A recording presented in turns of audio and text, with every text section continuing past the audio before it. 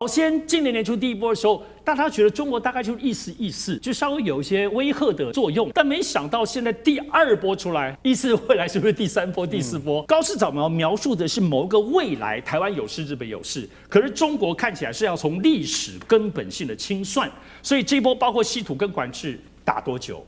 打多深？會不會不只是教訓，要你高市早苗道歉或改變說法？他甚至這一波就要把日本的產業經濟，包括趁着現在日本的貨幣、日本的等等的，包括外債，他們是以國債本的問題，要把整個日本打殘。要來聚焦中日現在的一些博弈發展到什麼程度了？我們來看近期東亞政經圈可以說最大的一個話題，莫過於是北京對東京祭出的這個第二刀啊。什麼動作呢？中國商務部繼2月的首波制裁40家實體之後呢，這後面又持續追加，前後2波，讓現在日本的機構與企業總數呢，已經累積到了80間的企業，這麼多的一個數量。幹嘛？不賣稀土給你，不賣一些關鍵的兩用物資給你。好，這個事情呢，已經是精準打擊到包括了日本的無人機、核能、國防工業這些相關的廠商。可見哦，日本首相高市早苗那一句，台灣有事就是日本有事，現在持續為此在付出很多經貿上的代價。而且我們要告訴你哦，現在北京新增的這20家裡面，一共達到80家，可不是一些什麼阿貓阿狗的公司哎。我們就拿裡面2個讓這個產業圈看了倒吸一口涼氣的，有誰啊？這個日本非常大的一個公司三菱電機跟這個防衛研究所。你不要以為三菱電機是賣冷氣、賣空調的，人家可是日本軍工業的這個一把手，包括自衛隊的雷達、飛彈制導系統、核心供應商都離不開它。那第二個防衛研究所呢，它則是日本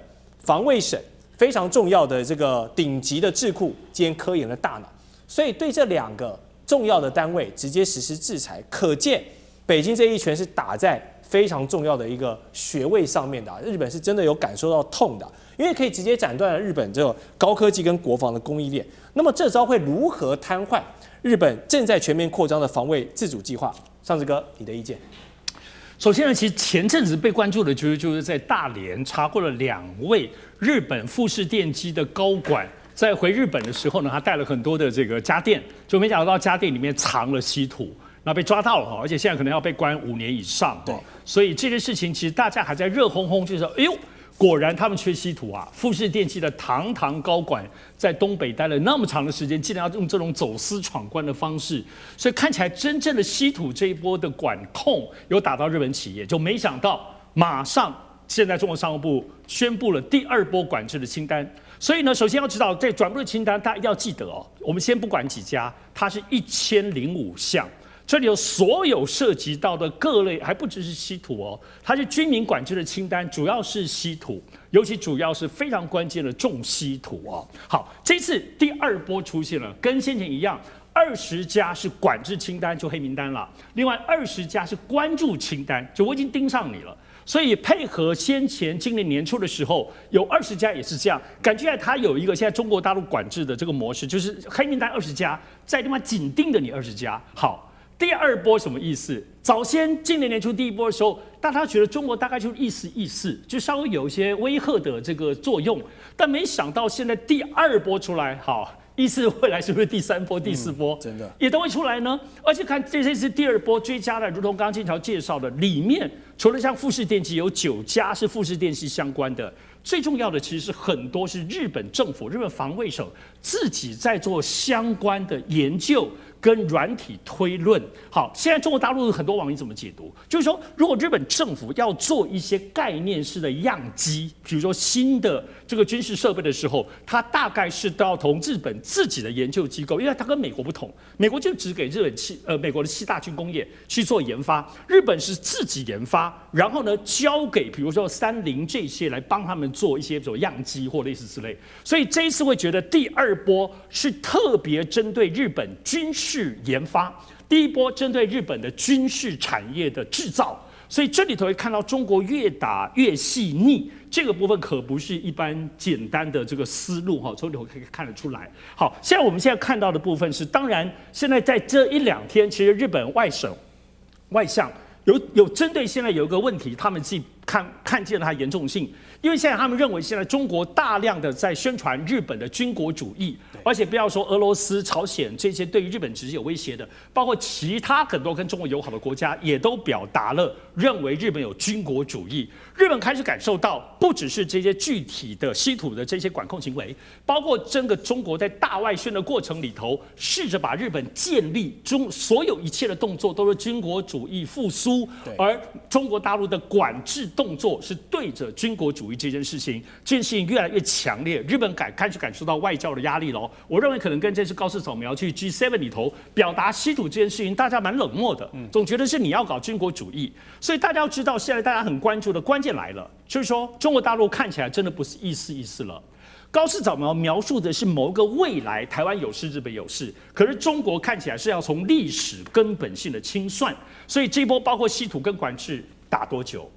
打多深，會不會不只是教訓，要你高市早苗道歉或改變說法？他甚至這一波就要把日本的產業經濟，包括趁着現在日本的貨幣、日本的等等的，包括外債，他們是以國債本的問題，要把整個日本打殘。產業經濟要把日本打殘，是中國現在中日關係的戰略方向嗎？看起來越來越是，因為單單稀土就足以包括把汽車業打殘了。所以這個部分的深度跟第二波有沒有第三波、第四波，是大家覺得現在關注的重點了。是，好，這一波北京對東京的打擊，真的是讓日本不管是稀土還是稀土後面延伸的所有產業，真的被卡脖子卡得很痛苦。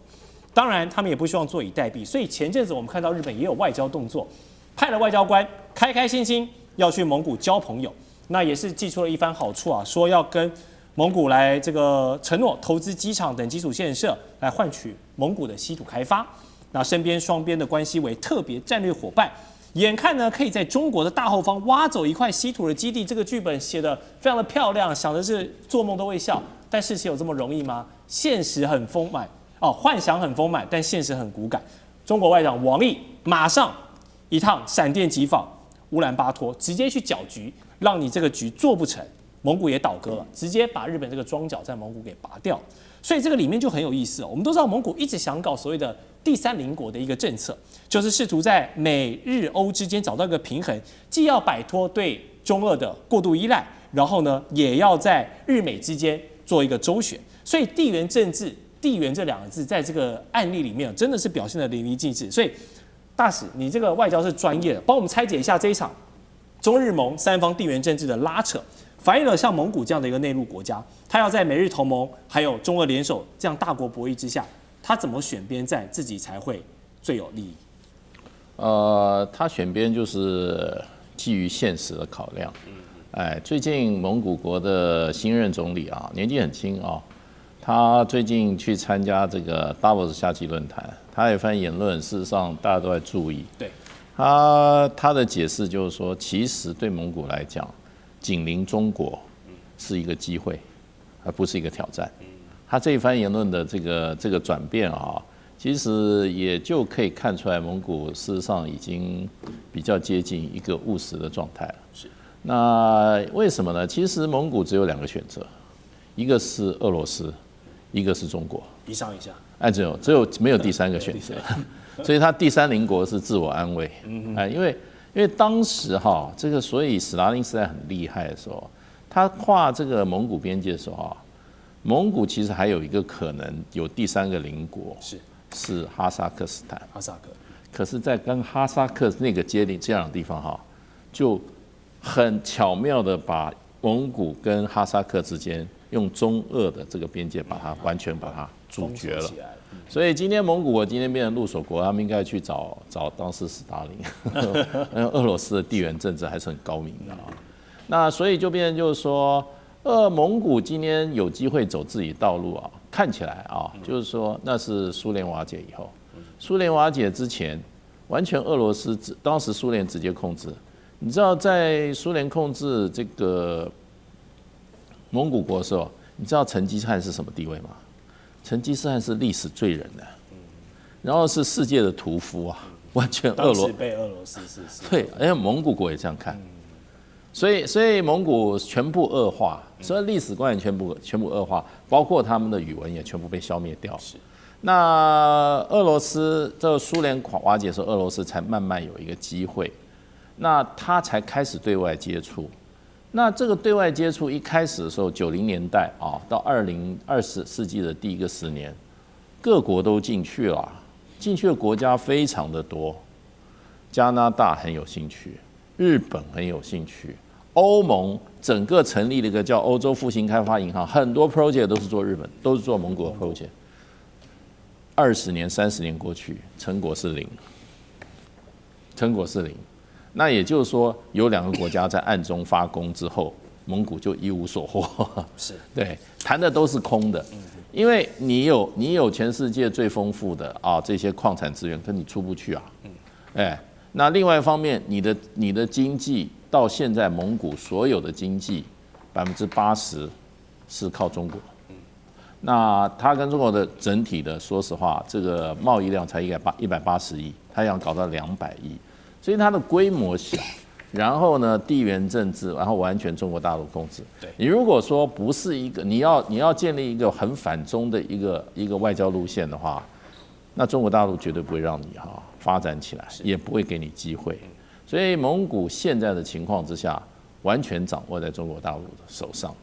那所以他現在的總理繞了30年好了哈，回過頭來他終於公開講說，其實蒙古最佳的發展機會就是利用它緊鄰中國的這樣子的一個地理位置來尋求自身的發展。句號沒有了。也難怪哈，所以我們看到這個王毅外長一趟飛機啊，馬上就讓原本談好這個原本要合作跟日本要合作，馬上把這件事情給翻盤掉。好，所以求人不如求己，稀土握在手裡，這是一直以來就是日本接下面臨的挑戰跟他們的願景。結果還真的出現一個機遇呢，就是位在東京的東南方將近2000公里一個南鳥島，這樣一個面積只有1.5平方公里，島上沒有一般的民眾，主要是作為氣象的觀測跟軍事設施使用的這麼一個彈丸小島。但是它的外海卻蘊藏着很有潛力的稀土資源。哇，這個消息讓日本為之振奮啊！宣布要在2027年全面調查南鳥島外海稀土開發的這個可行性跟計劃。但事情有這麼簡單嗎？我跟大家稍微講一個數據，這一批稀土藏在很深的地方，水深5600公尺以下的海底，這是一個什麼概念？大氣壓力的560倍，下面是一片漆黑，接近冰點。日本你要用機器臂在那邊挖這些像豆腐、像粘土一樣的沉積物，先不要說它的難度巨大好了，你稀土挖起來只是第一步，你後面呢，精煉呢，一整套的產業呢，你的環評呢，你的所有東西呢，你要建置這些東西要多少時間啊？所以你現在缺稀土，你要再慢慢建置這個東西，還是說高市首相直接為你的言論道歉吧，然後全力的去修補中日關係，讓北京重新供貨給你，會不會是一條比較務實的路線呢？政治人物要能屈能伸嘛，幹哥怎麼看？這個如果是發生在地球上任何其他國家，美國除外的話我們都會哈哈大笑。但是因為是日本我們就姑且聽之，姑妄聽之這樣子一下。那為什麼嗎？我為什麼這麼說？因為坦白說，日本在水下機器人這方面的發展是獨步於全球的，這一點我們必須要承認。老實講一句，日本的潛艇救難艦是全世界最先進的，也就是說，在水下的這個開發的這些歷程上面，從2次大戰以來，日本的確花了很多的精力跟精神，所以他這次說我們要遠在我們日本東南方2000公里以外的一個最耳小島，叫南鳥島，大家一定可能聽過，但不曉得它的重要性。好。簡單介紹一下，這只有1.5平方公里的這個小島是小笠原群島的一部分，然後它是2次大戰最有名的馬里亞納海戰的其中的一個島。這個島是日本當作最東方的領土，雖然它這麼小，可是它在70、80年前它就已經有氣象站了，它就已經有飛機跑道了，所以這是一個很重要的一個點。然後呢，因為日本的這個海洋開發的研究機構的一艘船叫地球號，他在2022年的時候，他去勘探，發現不得了，你知道我們底下這個島底下有多少稀土含量嗎？有夠日本可以用230年的哇，這麼多啊！230年，你一聽，那我們有這個島，不就完全就解決問題了嗎？對不對？但是對不起，那個目前已知啊，他們內部啊已知可能需要30兆日元才有辦法開發。先期提出了3兆日元，已經由那個大藏省已經同意了3兆。光3兆，你知道3兆是多少錢嗎？3兆大概就相當於新台幣大概5000多億啊。5000多億。但是我說一句實在話，這個如果說是真的動下去的話，就不是只有3兆，後面是錢坑啊。就像你講，後面你要精煉啊。对啊，你要精煉之後，然後你的生產線，你整套制度跟規模你要建起來，不然的話，海底吸上來的稀土，它要經過精煉跟就說那個去雜質的過程。那老實講一句，我們用講的都覺得已經是很繁複的作業系統了。那如何能夠在高世的有生之年可以看得見？所以我覺得，當然日本在技術上面的話，如果他做不到的话，沒有人做得到。但他如果願意去做的話，我覺得有志者事竟成。不過還有另外一個方法，就是你可以向中國低頭嘛。你不要再去講台灣有事就是你的事嘛。這種話你收起來的話，我會告訴你，稀土的問題我們一切好談。好。其實要來關心的是，美日同盟是不是正式的破裂呢？有一些跡象，等一下會來一起做關心。而川普在 G7 上面高聲訓斥高市早苗，大開玩笑，還嘲諷他也被成為一個焦點話題之一。再來就是等一下會看到高市早苗的這個民調創了新低。那麼今天就這些議題會一起來做關心。好 ，G7 的峰會剛結束，場外的火藥味十足啊！多家的媒體特別引述了法國媒體的報道說呢，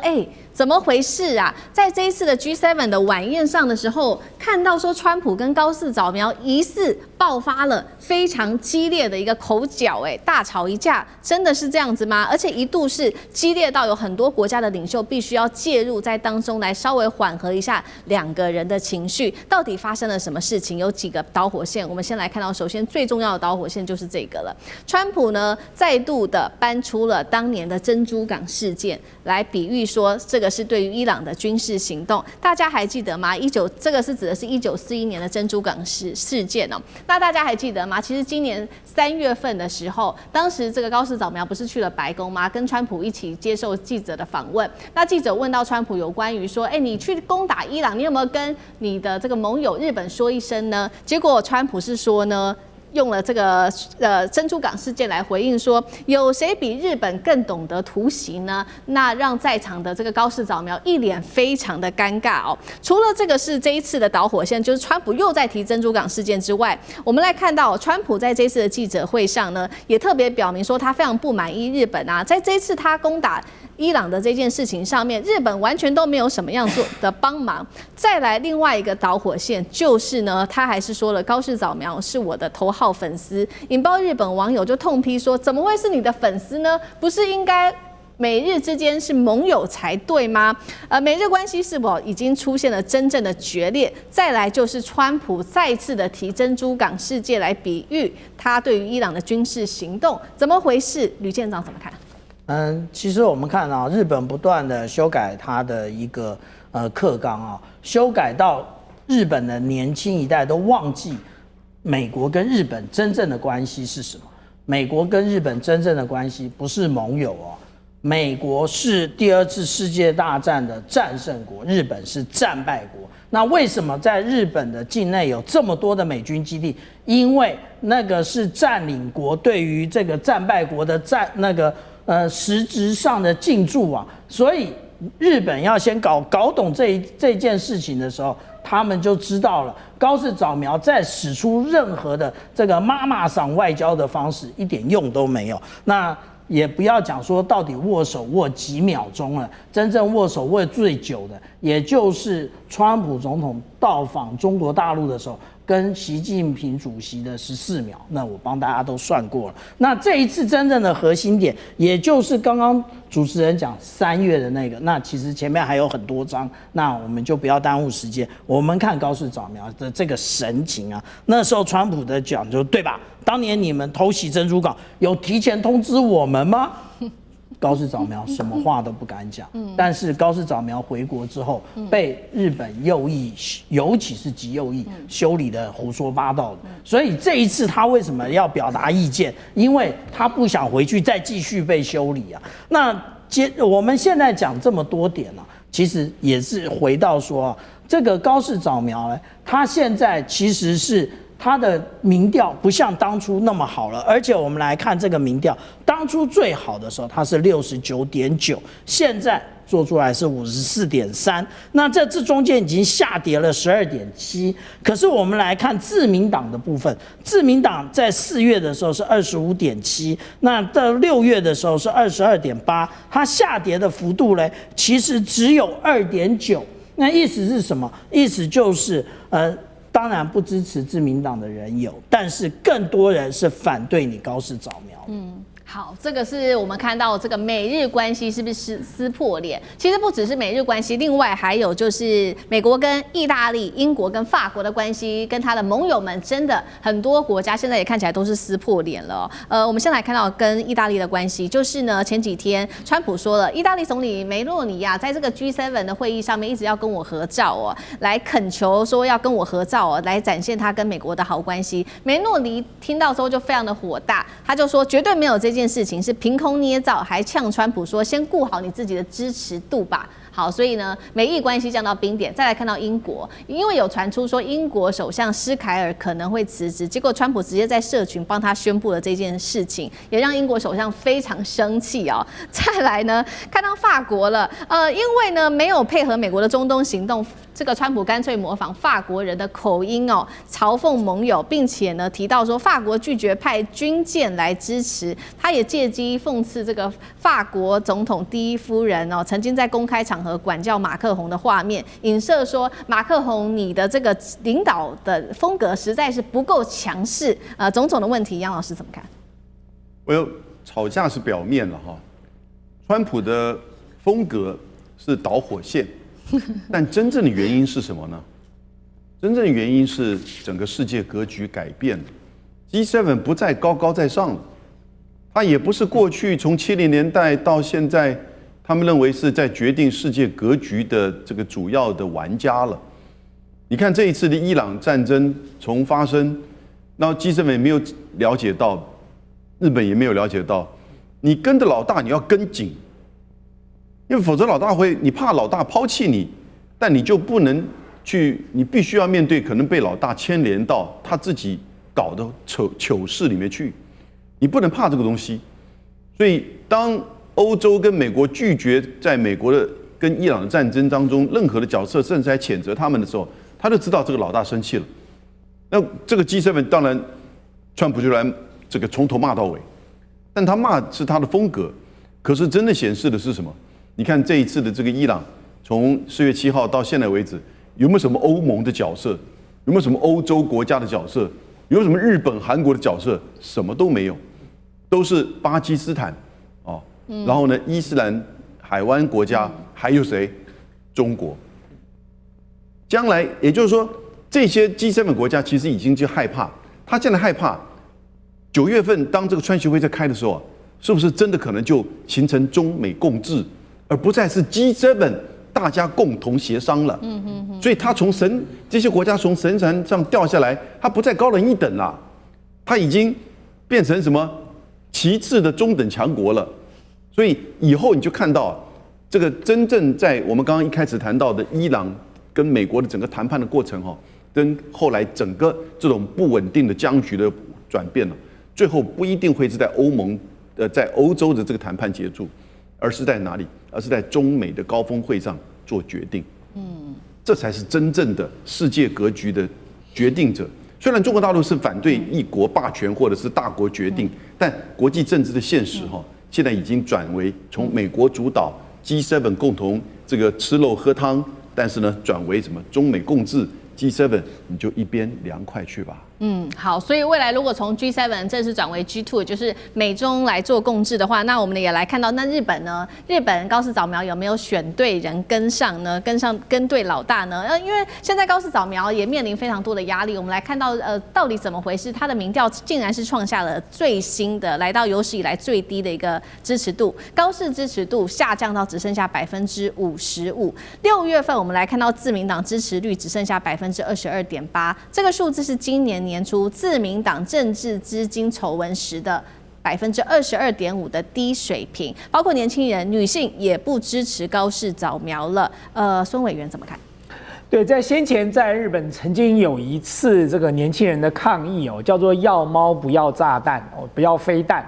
那麼這群年輕人他們訴求的將近幾萬人哦，包含在線上。他們就是對於高市早苗要走的這個新軍國主義抬頭這件事情，他們是高度保留的哦。他們甚至認為說這條路不是他們希望看到的道路。所以當然你說高市一上台之後，他希望這個靠緊極右翼哦，然後讓這個日本的這個軍國主義能夠重新復辟哦，那麼讓日本成為一個所謂的正常國家，他以為這樣的訴求可以得到大多數民眾的認同，但事實上，顯然日本新世代的年輕人，包含女性的支持者，恐怕並不是持這樣的看法。好，接下來看到中國大陸一出手，56家美企哦，它都要作為制裁。上游卡的現在看起來是美國，但是其實我們今天也會更關心到的是，整體來看，卡的是上游的美國，但是影響的是中游的日本的軍工哦，整個被供應鏈給連坐給拖垮了，包括的整個日本的製造業體系當中的企業，像是三菱重工、川崎重工、信越化學，現在全線承壓來自於中國大陸的制裁壓力。今天就這些議題，我們會一起來做關心。歡迎觀眾朋友留言一樣的，如果您認為中國大陸這一波針對於美國的制裁會間接的對於日本的企業重創，留言寫1；如果你認為還不至於的話，或者是還要持續做觀察，留言寫2，一起跟我們做更多的互動。這一場中美日的科技軍工競賽持續的升溫，因為呢最新消息來自於路透社的一個報道，中國現在制裁的對象是來到了美國。22日，它正式啟動了這一波反制動作。我們要來看到是將56家的美企納入管制名單當中，還有46家的美企是禁止參與中國的政府採購的。好，這當中還有2家企業，但是重點是這些企業裡面其實都大部分跟軍工有關，還有是有稀土的生產商也一起的被列入在制裁的名單當中。表面上看起來是中國大陸對於美國的制裁，但是現在說呢，真正受到衝擊的是供應鏈在中斷的這個日本。為什麼這樣說？我們先來看一下對於美國的衝擊。首先，因為這幾天我們一直在講大陸在培育它的這個人工鑽石的部分。好，人工鑽石，中國大陸現在掌握度大約是落在98%，擁有98%的培育鑽石哦，但是呢，我們現在看到呢，如果說它對於美國掐緊的話，會嚴重的衝擊美國在航空業跟它的國防領域的一個發展都是需要的。而美國目前呢，剩下的庫存竟然是只剩下2個月到3個月的時間，它就沒有辦法去發展它的軍工了。再來看到的是對美國的制裁，我們剛剛說嘛，也會直接衝擊到的是日本廠商，因為呢，大陸限制洛克希德馬丁的發展的同時，尤其是我們看到的 F-35哦，它呢其實是包括了雷達呀、電機呀、隱身圖材料等等，都會需要用到這些稀土的，高度依賴中國大陸的稀土跟重金屬等等的。現在對它制裁來說，三菱重工也就是長期跟洛克希德馬丁的合作的這個日本廠商，當然也會一起受到影響了。再來就是俄烏戰爭當中需要用到大量的愛國者飛彈，本來是由雷神授權給三菱重工去做生產的，那現在呢，我們看到呢，它一樣哦，在中國大陸的制裁之下，三菱重工也因此受到了很大的影響。再來看到是越性化學了，它因為被暫停了它的磁鐵的一個訂單，所以由政府出資，他們現在說呢，乾脆日本自己建一個稀土的提煉廠好了，而且這是18年來第一次哦，接下來預估是在2028年會自己來做投產，但是產線真的有辦法這麼快速的跟上嗎？這也是畫下等號的。再來看到的是大陸的商務部最新公布的，將參與提升日本軍工實力的20家的日本企業列入在實體的管制名單當中了。好，這當中包括了有川崎重工、三菱造船、三菱重工等等。那確實我們看到日本高達99%的這種重稀土仍然是依賴中國的，而中國現在還在強化建立所謂的這種稀土的高校，包括這當中有40所以上都是做稀土實驗室，11所的高校，還有呢，每一年可以培育500位以上的相關的稀土的人才。好，所以今天節目一開始，我們先来請教大使怎麼看。大陸一方面掌握了高達98%的這種工業級的培育鑽石，那我們看到美軍的庫存，如果對它一掐就完了，因為它現在庫存只剩下2到3個月，鑽石竟然可以成為一個卡點嗎？那再來就是說，中國卡美國為什麼會影響到這個日本的企業受到重擊？當中包括三菱重工、川崎重工等等，大使怎麼看？那個工業鑽石哈，事實上中國大陸占全球的生產超過90%，而且90%都在河南省生產，所以這個是一個隱形冠軍，現在已經不是隱形了。那為什麼工業鑽石這麼重要？工業鑽石有2個特性啊，在整個工業生產裡，第一個它號稱叫工業牙齒，為什麼叫工業牙齒？因為它是在切削。你在做任何工作，從初切削到最精密的切削，甚至芯片的切削，都要用到工業鑽石，所以它切削很厲害。第二個，研磨，你在磨的時候哈，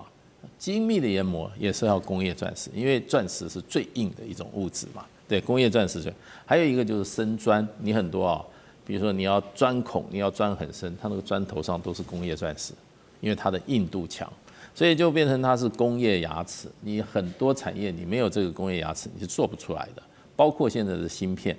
它在最精密的這個研磨的部分啊，也是要靠工業鑽石。所以呢，這個在軍火工業、精密的工業，還有這些這個芯片的製造業裡面都非常非常重要，不可或缺。另外一個工業鑽石還有一個這個它俗稱它叫散熱王牌，它散熱性非常好，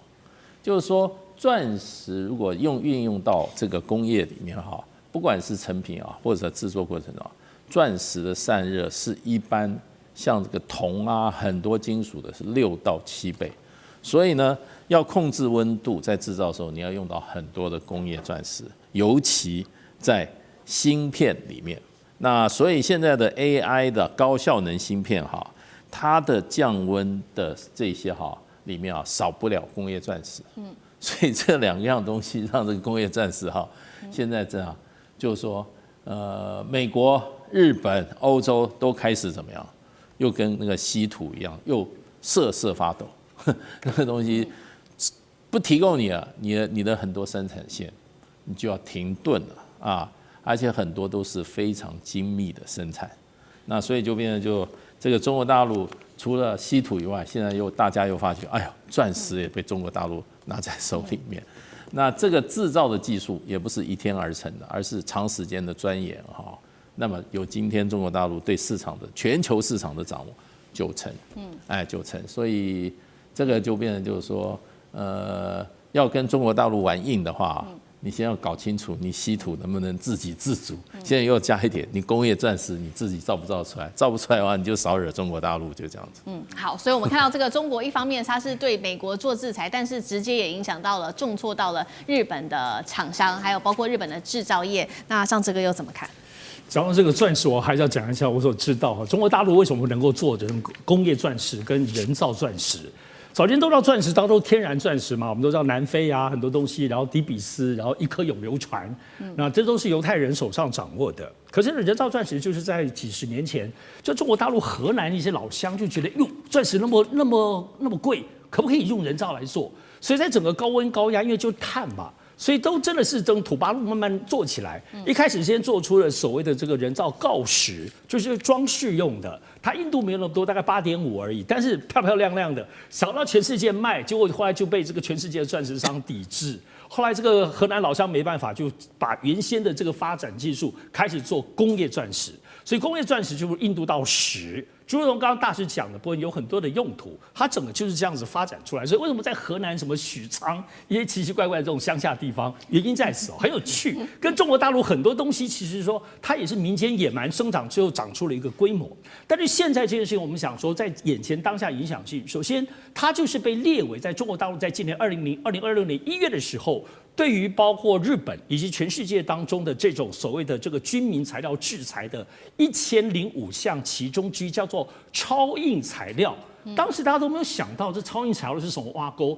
就後來發現其實就是工業鑽石，而且其實這種它是控制非常嚴格哦，一直到川習會。一開始大家就覺得，這大概沒什麼吧，也沒有人產業甚至產業新聞都沒有注意到。但是在川習會的時候，美國已經知道了，所以美國希望能夠放鬆，所以據說川習會之後對美國有放鬆一點點，但對日本是完全絕對的管制。那現在其實想說，對日本來說，真的日本是這樣子，鑽石剛剛除了大致講的部分切割，另外它的這個鑽探，比如說大的前盾。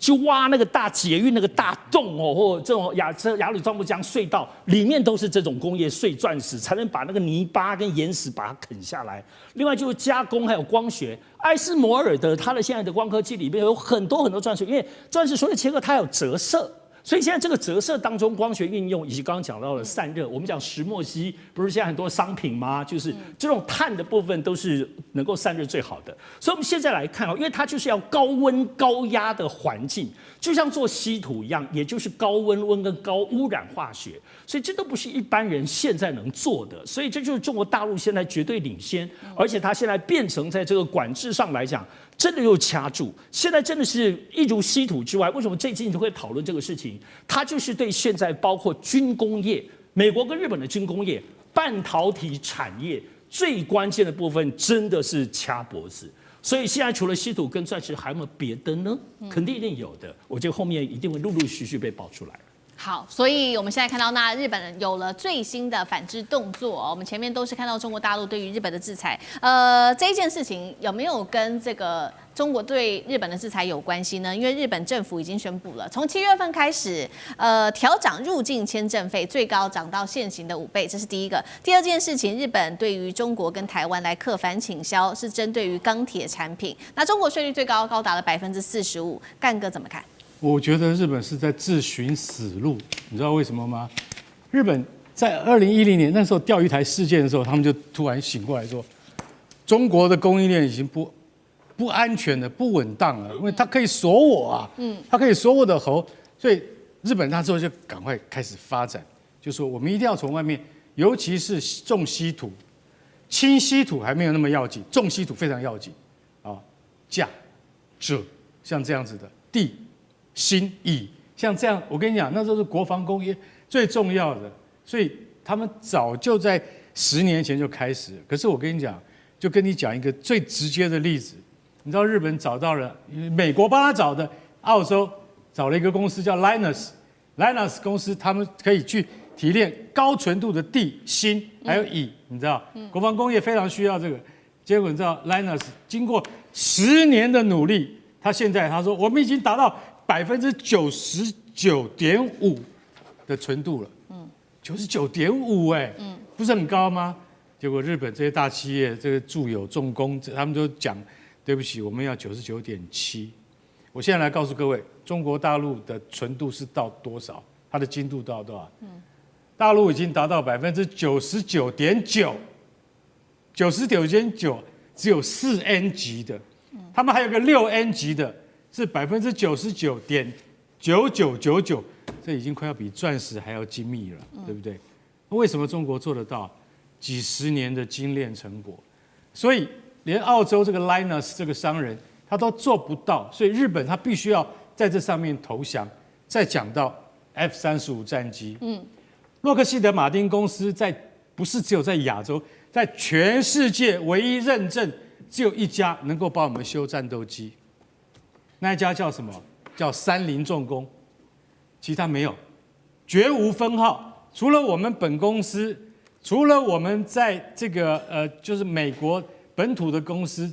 有這個維修的能量之外，全世界只有第2個地方可以幫我們修的就是三菱重工，只有日本能修，其他通通不行，是唯一認證合法合格的。你知道為什麼？因為它的雷達、它的電機和它的隱形的材料那個塗層，這些秘密也只有日本可以知道，其他人通通不能知道。在這種情況之下，雷達要用的架